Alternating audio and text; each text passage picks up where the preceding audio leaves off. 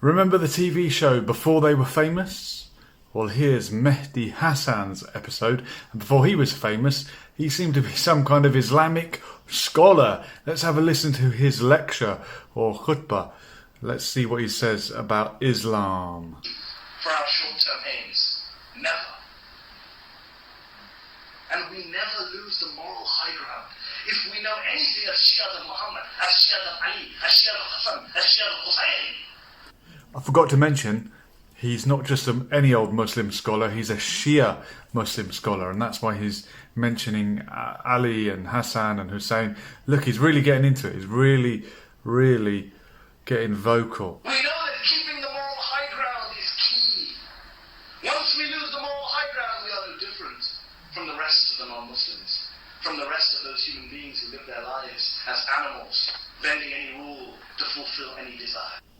Oh, he's comparing non-Muslims to animals, is he? Did I hear that correctly? That's not very nice. To believe is to know. To disbelieve is not to know. That is what it fundamentally comes down to.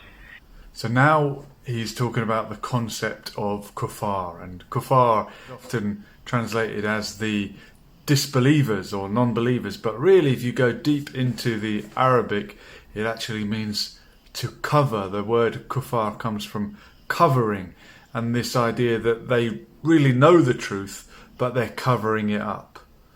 It is to remain ignorant, to cover up knowledge. After all, what is kafir? Kafir comes from the root word, which means to cover up, to conceal. The kafir is the one who covers up that knowledge which is clear. The French Orientalist scholar Lamens, he once wrote that the Quran is not far from considering unbelief, disbelief as an infirmity, as an illness, as a disease of the human mind. SubhanAllah.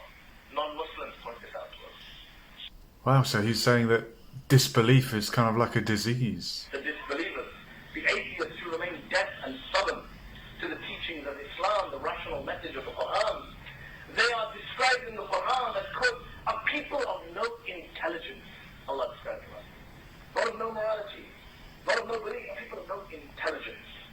Because they are incapable of the intellectual effort it requires to shake off those blind prejudices, to shake off those easy assumptions about this world, about the existence of God.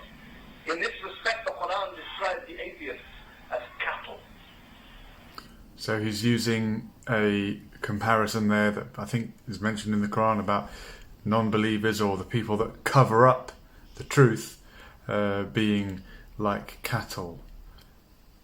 All of these ulama unanimously agree that at the very minimum, if Yazid was not a kafir, then at the very minimum, he was a fasir. So now we're getting into the sectarian side of things.